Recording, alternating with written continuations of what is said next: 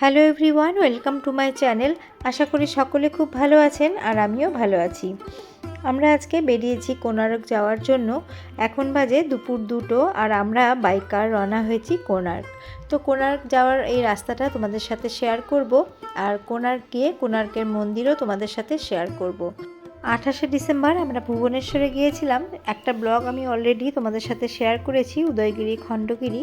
তো এটা তার পরের পার্টটা, আর অনেকটাই দেরি হয়ে গেছে আমার ভিডিওটা এডিট করতে। আর আজকে হলো 30শে ডিসেম্বর। আমরা এবং সিন্ধু ভাবি, আমরা যে দুই ফ্যামিলি গেছিলাম, আমরা সকলে মিলে কিন্তু আজকে কোণার্কে যাচ্ছি। আর কোণার্কে যাওয়ার এই রাস্তাটা কিন্তু খুবই সুন্দর। তোমরা সাথে থাকো, দেখতে থাকো। আর কারা কারা কোণার্কে এসেছো আমাকে অবশ্যই কমেন্ট করে জানিও। উড়িষ্যায় থাকার সুবাদে বেশ কয়েকবার আমার কোণার্ক অলরেডি ঘোরা, আর লাস্ট এসেছিলাম আমরা কোণার্কে 2010-এ। তো 15 বছর পর কোণার্কে যাচ্ছি। একটা দারুণ কিন্তু একটা ফিলিং হচ্ছে। আর কোণার্কের রাস্তাটা যেন আরও ভালো হয়ে গেছে, আরও সুন্দর হয়ে গেছে।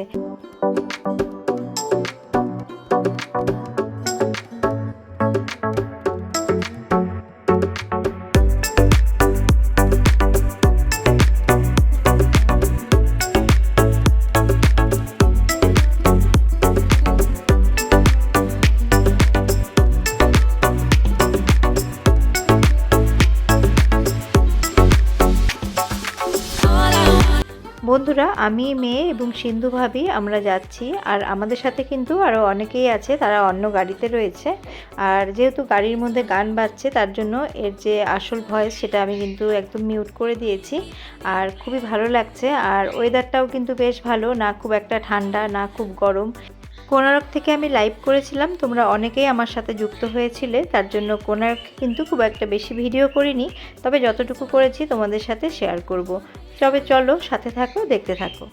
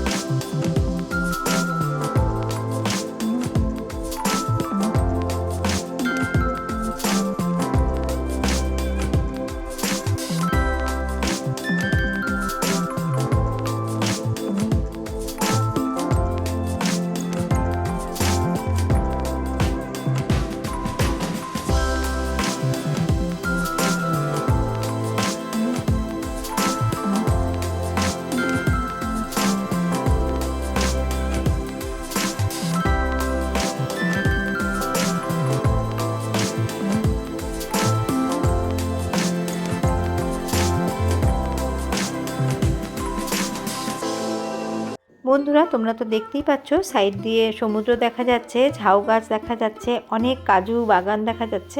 আমরা কিন্তু কোণার্কের কাছেই পৌঁছে গেছি। আর অল্প একটু টাইম লাগবে আমাদের কোণার্কের পৌঁছে আমি যতটুকু পারবো তোমাদের সাথে শেয়ার করব। আর তোমরা সাথে থাকো, দেখতে থাকো।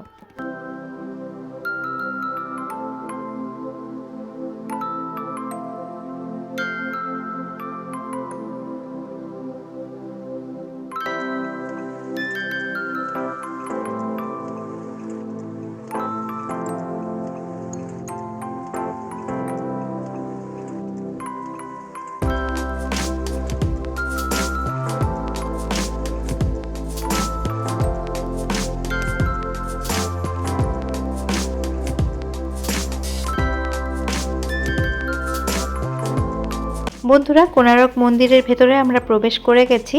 আর যেহেতু আমি লাইভ করেছিলাম কোণারক থেকে, তার জন্য একদম প্রথম থেকে আমি কিন্তু ভিডিওটা করতে পারিনি। আর এই যে দেখো, এই যে কোণারকের মন্দিরে কিন্তু এখন প্রচণ্ড ভিড়। আর এখন কিন্তু প্রায় 4টে মতো বাজে। এই যে মেয়ে এবং সিন্ধু ভাবি। বন্ধুরা, কোণারকের ইতিহাস তোমরা সকলেই জানো, আর আমি যেহেতু এসেছি তার জন্য আমিও একটুখানি বলে দিই। ওড়িশার পুরীর কাছে চন্দ্রভাগা নদীর তীরে অবস্থিত এক অপূর্ব স্থাপত্য নিদর্শন হল কোণারক সূর্য মন্দির, যা পূর্ব গঙ্গ বংশের রাজা প্রথম নরসিংহদেব নির্মাণ করেছিলেন। সূর্য দেবতাকে উৎসর্গীকৃত এই মন্দিরটি 12 জোড়া চাকা বিশিষ্ট এবং একটি রথের আকৃতিতে নির্মিত, যা ব্ল্যাক প্যাগোডা নামেও পরিচিত, এবং এটি ইউনেস্কো বিশ্ব ঐতিহ্যবাহী স্থান। রাজা নরসিংহদেব এটি তৈরি করান। বলা হয় বাংলা জয়ের স্মারক হিসেবেই এটিকে তৈরি করা হয়েছিল। মন্দিরটি কলিঙ্গ স্থাপত্যশৈলীর একটি চমৎকার উদাহরণ। এটি 7টি ঘোড়া দ্বারা টানা একটি রথের মতো দেখতে, যেখানে 12 জোড়া চাকা সময়ের সূক্ষ্ম হিসাব নিদর্শন করে। কোণ মানে কোণা বা কোণ, এবং অর্ক মানে সূর্য, শব্দ দুটির সমন্বয়ে কোণার্ক শব্দটি এসেছে। 1884 সালে ইউনেস্কো একে বিশ্ব ঐতিহ্যবাহী স্থান বা ওয়ার্ল্ড হেরিটেজ সাইট হিসেবে ঘোষণা করে। বর্তমানে মন্দিরটি সিংহভাগ ধ্বংসপ্রাপ্ত হলেও মূল মন্দিরটি অক্ষত রয়েছে। কোণারক সূর্য মন্দিরের প্রধান আকর্ষণ ছিল এর চূড়ায় স্থাপিত একটি বিশাল চুম্বক, যা মূলত মন্দিরের গর্ভগৃহে সূর্যদেবতার মূর্তিটিকে বাতাসের মাঝখানে ভাসিয়ে রাখতে সাহায্য করত বলে কিংবদন্তি রয়েছে। এছাড়াও ওই শক্তিশালী চুম্বকটি সমুদ্রের পথ দিয়ে যাতায়াতকারী জাহাজের দিক নির্ণয়কারী কম্পাসকে বিভ্রান্ত করত বলে কথিত রয়েছে। খুব সংক্ষেপে তোমাদের কোণারক সম্বন্ধে অল্প কিছু বলে নিলাম। এবার সাথে থাকো আর দেখতে থাকো কোণারক মন্দির।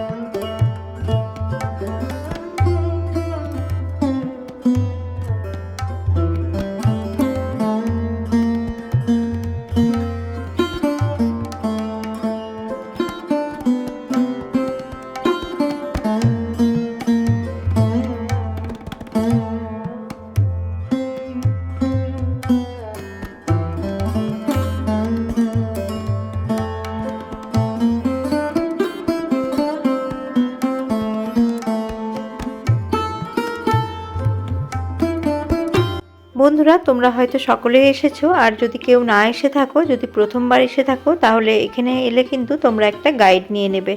গাইড নিলে এর যে ইতিহাস সেটা ওরা খুব ভালো করে বুঝিয়ে দেবে, আর দেখতেও ভালো লাগবে। আর আমরা মন্দির দর্শন করে এখন আমরা বাইরের দিকে রওনা হয়েছি। আর সামনের দিকটা আমি আগে দেখাতে পারিনি, যেহেতু লাইভ করছিলাম। এখন তোমাদের সামনের দিকটা আমি দেখিয়ে দিলাম।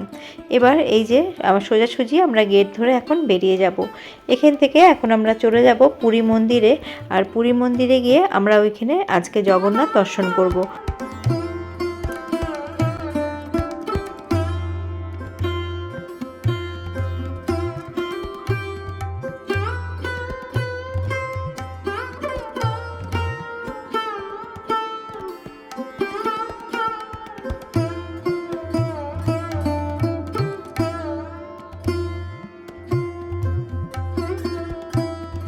বন্ধুরা, এখন যেহেতু ক্রিসমাসের ছুটি চলছে, তার জন্য আমার মনে হয় মন্দিরে এখন বেশি ভিড়।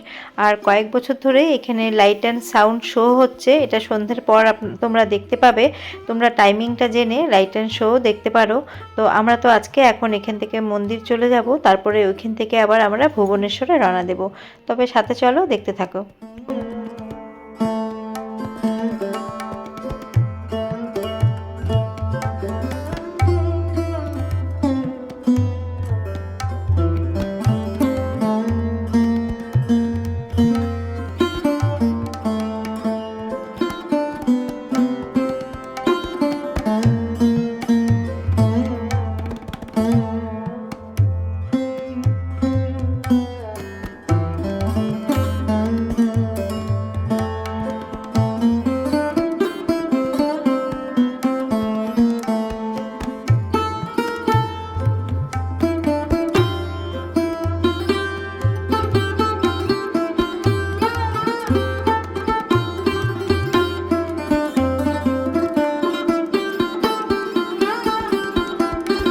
বন্ধুরা, আজকে জগন্নাথ মন্দিরে আমরা একটা অন্য রাস্তা দিয়ে যাব। একটা নতুন উড়াল পুল হয়েছে, সেই উড়াল পুল দিয়ে আমরা এখন চলে এসেছি নিচে। এবার এখানে আমাদের গাড়িগুলো সব থাকবে। এখান থেকে আমরা ব্যাটারি চালিত যে গাড়িগুলো বা ভ্যানগুলো চলছে সেটা করে আমরা জগন্নাথ মন্দির যাব। আবার মন্দির দর্শন করে ওই ভ্যানগুলোতেই আমরা আবার এসে তারপরে আবার গাড়িতে চড়বো।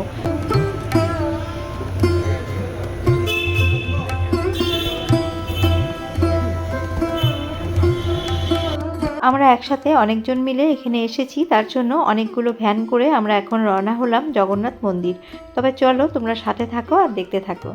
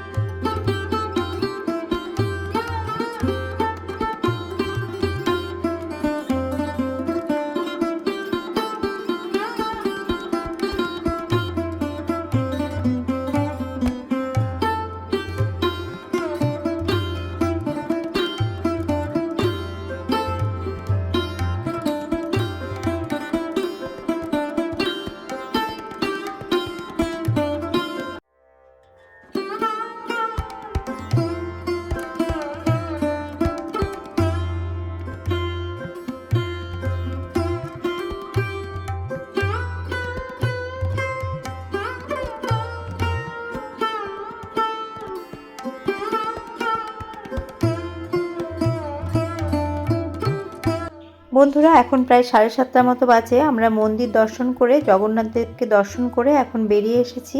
আর দেখো এখনও দর্শনার্থীদের কত ভিড়। এই যে এই গাড়িগুলোতে আমরা এসছিলাম, আর এই গাড়িগুলোতেই এখন আবারও আমরা ফিরে যাব। ফিরে ওইখান থেকে আবারও আমরা চলে যাব ভুবনেশ্বরে।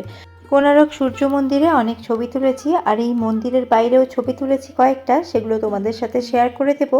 আর তোমাদের কেমন লাগলো অবশ্যই করে আমাকে কমেন্ট করে জানিও।